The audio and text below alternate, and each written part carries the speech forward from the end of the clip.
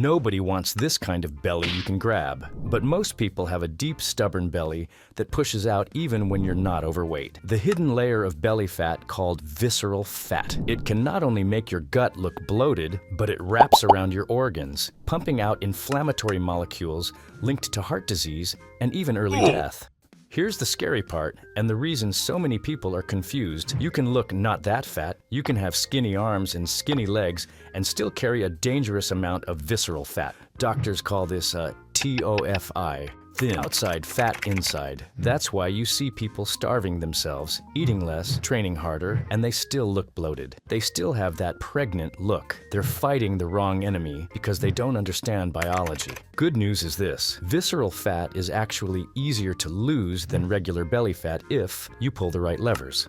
Subcutaneous fat, the pinchable stuff, is stubborn. It likes to stay put to keep you warm. But visceral fat is biologically active. It wants to be used. In the next 30 days, you can feel your waist tighten, your gut flatten, and your energy come back. But you have to stop guessing. Let me show you how this actually works, because most people think all fat is created equal. It isn't. Subcutaneous fat, that soft layer under your skin, mostly responds to calories in, calories out. If you eat less, eventually it shrinks. Visceral fat is different. It responds heavily to hormonal signals and inflammation. It cares about what you eat, not just how much. Two people can eat 2,000 calories a day. One gets lean, the other gets a distended gut. Why? Because the food they chose sent different instructions to their cells. The fat source. Let's look at the first major signal: the type of fat you consume. In a landmark study, researchers overfed distinct groups of people the exact same number of excess calories. They wanted to make them gain weight. The only difference was the source of the fat.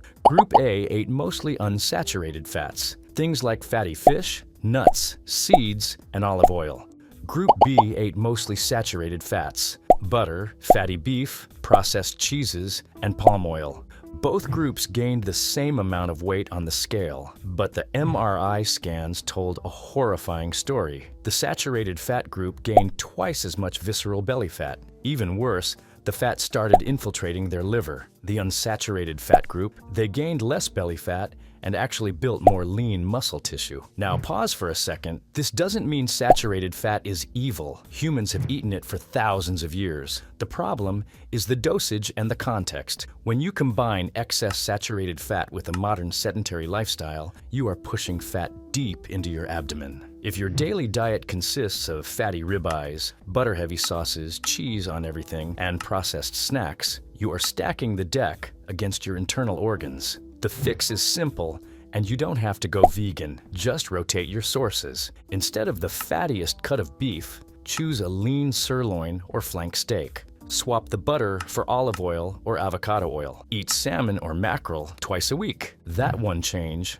swapping saturated fats for unsaturated fats, can reduce visceral fat accumulation without you even changing your calorie count. But fat isn't the biggest villain in this story. Sugar is. And specifically a type of sugar called fructose. You need to understand the mechanism here. When you eat glucose, like from potatoes or rice, your muscles can use it for energy. It gets distributed around the body. But when you eat fructose from added sugar, high fructose corn syrup, sugary drinks, your muscles can't use it. Only one organ can process fructose: your liver. If you flood your system with soda, fruit juice, sweetened yogurt, and granola bars, you overwhelm the liver. It's like a traffic jam. The liver has no choice but to convert that excess energy immediately into visceral fat. It's the same process used to make foie gras, fatty liver, in ducks. When researchers compared people consuming the same calories from glucose versus fructose, the fructose group saw a significant spike in visceral fat and a drop in insulin sensitivity. The problem is sugar hides everywhere. It's in the healthy cereal, the salad dressing, the BBQ sauce, and the protein bar. You don't have to be perfect. You don't have to eliminate every gram of sugar. That's unsustainable. You just need to stop drinking your sugar and stop eating it in processed foods. The secret. So, if we take out the sugar and lower the saturated fat, what fills the void? Protein.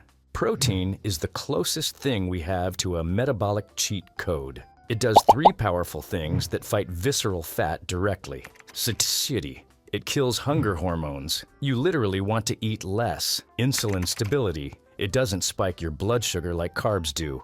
The thermic effect of food, TEF. This is huge. Your body burns about 25% of the calories in protein just trying to digest it. If you eat 100 calories of protein, your body only really absorbs 75. It's metabolically expensive. In one study, participants doubled their protein intake without trying to diet. They naturally dropped their calorie intake and lost over 10 pounds of fat. Instead of a bagel for breakfast, have eggs. Instead of a pasta-heavy dinner, prioritize the chicken or the fish. You aren't removing pleasure. You are upgrading your fuel. Now, there is one factor we haven't talked about, and it's the reason why some people eat clean and still have a belly. Stress, specifically the hormone cortisol. Visceral fat tissue has 4 times more cortisol receptors than regular fat. When you are stressed, sleep-deprived, or anxious, your body floods your system with cortisol. This hormone literally screams at your body to store fat in the abdomen to protect the organs during a crisis.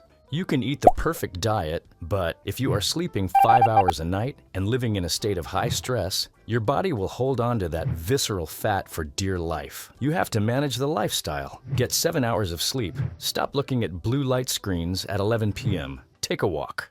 Speaking of walking, let's talk about movement.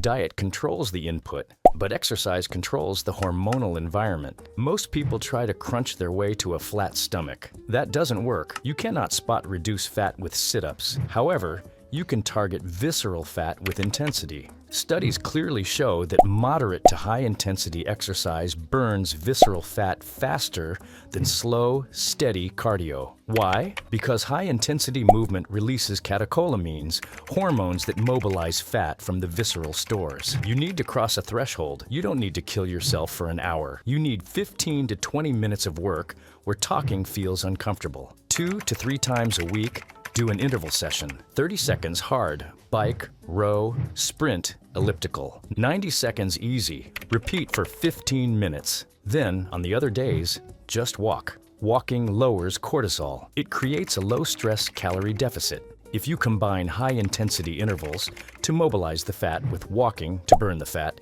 and sleep to regulate cortisol, you become a visceral fat-burning machine. 30-day reality. Here is exactly what the next 30 days will look like if you do this. Week 1, you will lose water weight. Your bloating will decrease. You'll feel lighter. Week 2, your hunger cravings will vanish because the protein is kicking in. Your energy stabilizes. Week 3, your clothes fit differently. The hard belly starts to feel softer. That's a good sign. It means the visceral fat is draining, leaving only the soft subcutaneous fat behind. Week 4, you look in the mirror and see a different shape. No detox teas, no weird supplements, no lies. Visceral fat doesn't disappear because you want it gone. It disappears when your habits force it to leave. Every meal is a signal. Every workout is a message. Every walk is a vote for a healthier body. You don't need motivation, you need momentum. Start today. If you're watching this in 2026, then perfect. The best time to start was yesterday. The second best time is right now. Do this for 30 days, and your body will not be the same.